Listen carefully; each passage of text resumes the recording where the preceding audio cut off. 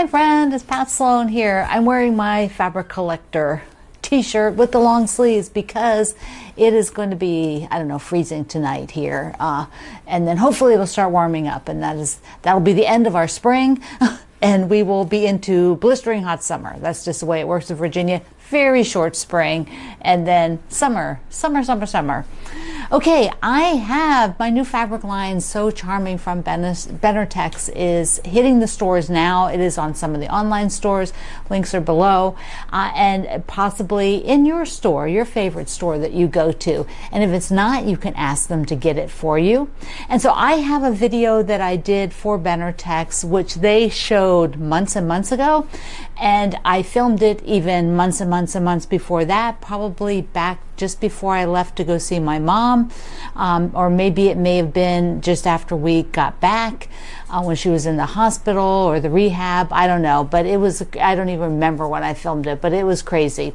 So hopefully, I think it came across okay, but it was kind of a difficult timing to be filming things. Yeah, it was, but I think it turned out great, and you can see all the different pieces of fabric, and here we go. Let's watch. So I am going to be talking to you about So Charming. Behind me is Tiny Secrets, and the quilt is called North Star in the So Emma book, the Half Yard Quilts, but the fabric line is Tiny Secrets, and I wanted to make something that was kind of like a next step from Tiny Secrets, a little bit different, but the colors will work with these, and it is kind of a similar concept of having some little critters and little things sprinkled around in it.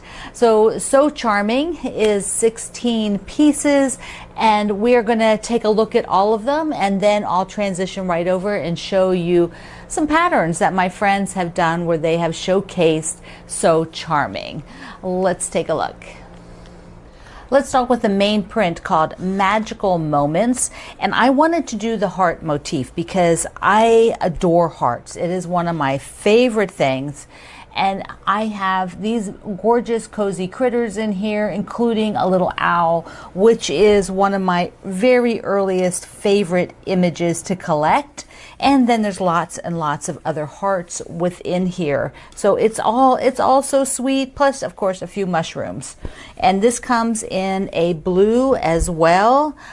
So there is, oh, the camera did a little thingy there. So there's the blue, and you can see the images, see the cozy animals in the Magical Moment. Okay, next up is a stripe, and the stripe I called the forest path because, you know, in the forest you're going to have a path to get to all of the things that are going on, and it comes in 3 sets. And I have used in the past some very narrow stripes like this, and I find them to be so effective. They give a really different take when you're working with them, and I love them so much. Love that. Plus they each have quite a few colors in them, so they can go with a lot of things. Pulling in that green is so nice. Okay, this is the Meadow Picnic with the kind of medium scale that has a bunch of the different flowers kind of tossed, and they're all different directions. So this is a non-directional fabric since things are upside down and sideways and crossways, so you can just cut it and use it most efficiently. There's also some hearts and mushrooms and things like that. Plus it comes in blue. So there's the light blue version. It's kind of like that it feels like cozy blue. Okay, you got to have a little bit of flowers, and roses are my mom's favorite flower, so I wanted to include a rose. And if you've been following me for a while, you know my very first fabric line with Benartex was called Bonnie Lane, and that is my mom. And so I just thought it would be an awesome tribute to have another little rose in So Charming. This one's cool because it's a tone on tone, the pink one, and I'm loving both the green and the blue backgrounds. They'll be very, very useful. Okay, Mushroom Love. Got to throw in some mushrooms. Here we go. The blues and the pinks, and they're very tiny scale, and so they just give you almost like a dot feel or a scattery dot feel, which I really love. It's a nice little addition to have the smaller scale, because within the fabric line we have the large, the medium, and the small scale prints. And then lastly, I have the fairy games, because in the forest, of course, is where all the fairies live, and they make everything super magical and so charming.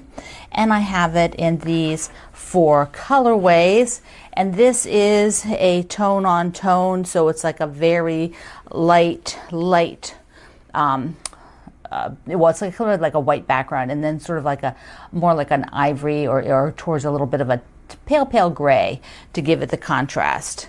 And there we go. There you go, the green. So there you go. That's the whole collection, and I hope that you will ask your favorite quilt shops for them. Oh, I'm so excited about it. Can't wait till you get it next year. So let's go ahead and see how my friends use these in the patterns. It is so amazing to see how my friends put together these 16 so charming pieces of fabric into amazing quilt designs. The first one is by Joni Holton. It's a great lap size called Petal Panache, and this will be the free pattern for So Charming. Isn't that beautiful? I love the dots. You know I love dots. And there's like half dots all around the edges. So cute. Now we have a few of them from So Emma. This one's designed by Nova Birch, called Set Sail, and it comes in 4 different sizes. A table runner, which I can just totally see. Those shapes are so cool. They're going to be great just as a table runner.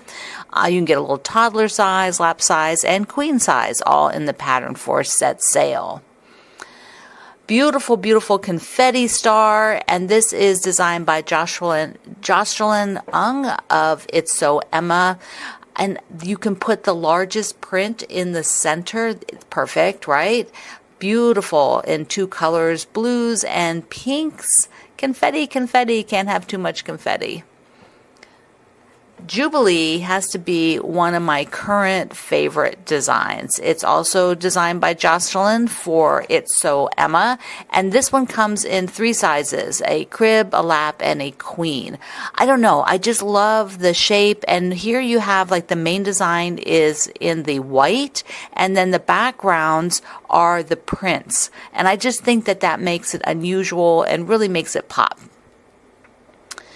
So Marina of SoMarinaShop.com did pop art.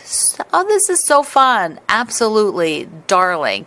She used a different color background to a flower, and then the center is the same as the background. So it just is so, so cute. Thank you, thank you, thank you for that design.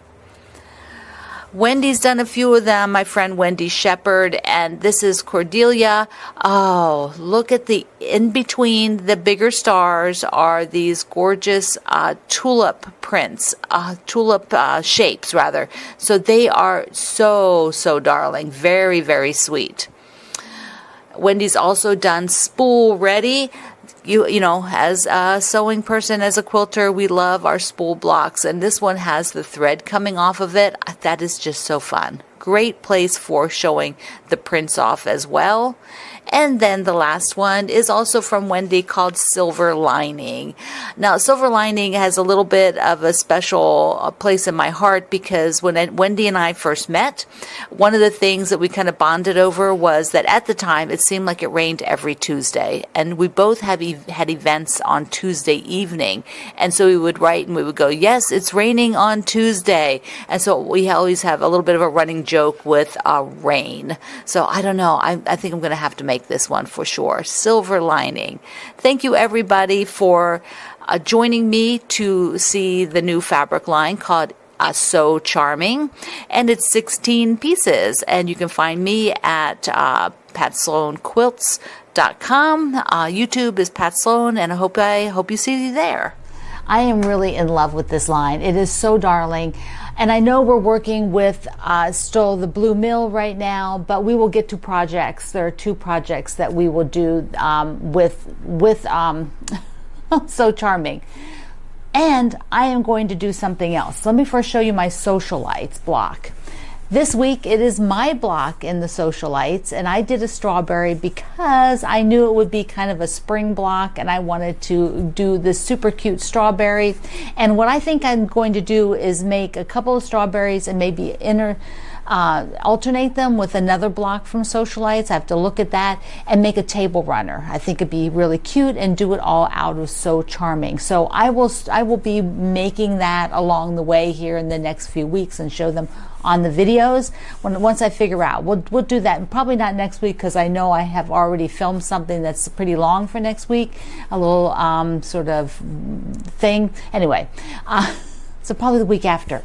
Okay, so that is the Socialites block, and you can download it. This is what the patterns look like if you haven't been following along, and they come in 3 sizes. Okay, so I also to show you a few things around, and then we'll talk about good company. I don't know if you do this, but because the stems here, you know, that's a lot for me to count. I don't like to count that many. I know I will mess up. So instead of counting from here to go over for the stem, I decided I would just build the section of the flower. Here, you can see it on the smaller one here. So I'm basically building this, the center, and this. So this, the center, and then the other petal. And then from there, all I have to do is take the stem out until one from the edge, and I don't have to count anything. I just do it. So after I do that part, I will put the stem, and then I'll do the leaves, I think, and do this flower last, because I want to have a shortish amount to do last. So I think that's the plan. And then it'll be done. It's called flea market flowers, but I keep calling it flower power because it reminds me of the 70s, being a kid in the 70s. And this is what I stitched: a petal, the center, a petal. And now I can freely do the stem from here to here without counting. I did have to count up here, but that was a lot easier, and I knew I wasn't going to get out of whack. So yeah, that's just one way of thinking, and I know a lot of you will think differently, and that's the beauty of any kind of making. There's many ways to get the same end result. I'm finally ready to do this. Here's the back, and I want to press it so I get all of these creases out, you know, just these creases here. And then I have this Pellon fusible interfacing, so it's got kind of like a glue side and then the cloth side, and you don't want to put your iron right on that. So I will cover the back so that it just gives it stability. This is after I press it, and then I just use a piece of fabric over top. You know, doesn't have to be a special cloth or anything. You just want to heat it up really well so that it sticks, but you want to cover that. I'm doing this one-handed. Okay, so you would just basically have all this smooth under here, and you have the 3 layers: the actual cross stitch with the back up, then the fusible interfacing with the sticky side down, and then a piece of cloth just so that you can press, and it has to be hot so that you fuse that to the background. And okay, and that there is what I'm going to do. Let's see it. Let's see it. I'm going to do it right now, not on camera. I don't know if you'll be able to see it that well, but there you go. I think you can. Here, see the bottom edge? So this is fused down. It's not going anywhere. I flip it over, and here's the front, and it gives it some stability, and it locks all those stitches in. It makes it nice and flat. Isn't she gorgeous? Now remember, I used a printed Aida cloth here that has these sort of repeat markings on it. So I ended up with one of them right here, which is fine. But this is just the way this particular cloth was printed to give it some interest and have it so it's not just a flat color, which I love it. I think it's great. But if you're looking at that and thinking I spilled something and didn't remove it, no, that is part of the cloth.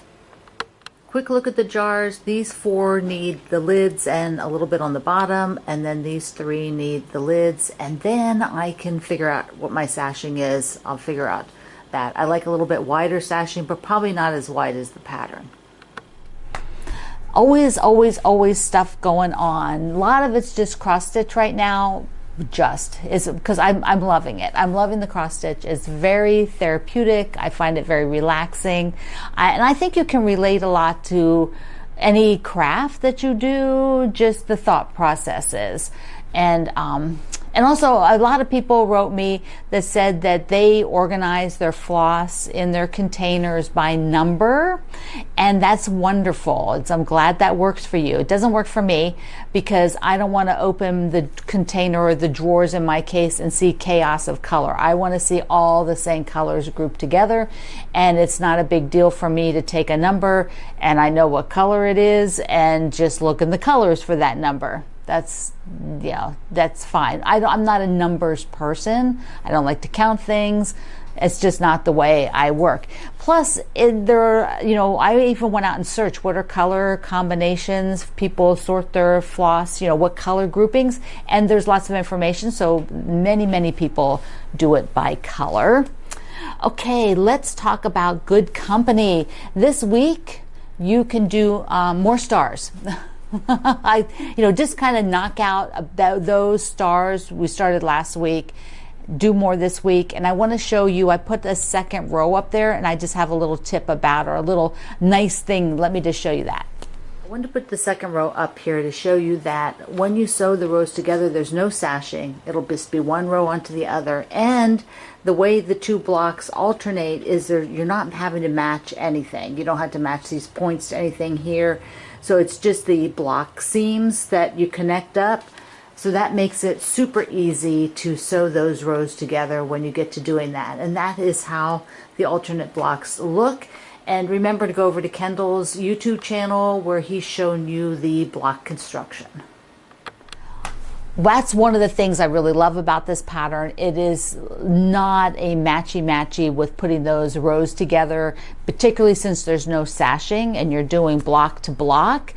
Those two blocks next to each other is super simple, and I'm sure that Kendall probably mentioned that on his videos when he is doing block construction.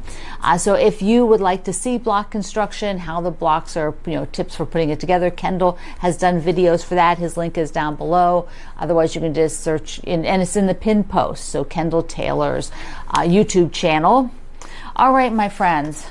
I hope you enjoyed seeing So Charming, and we'll pick up some. And don't you think making a strawberry runner with So Charming will be really cute? I do. I can't wait to have that play out. We'll take a look at it. All right, my friend, I love you. Mwah. Thank you for being here in the Sloan Zone. I will see you online.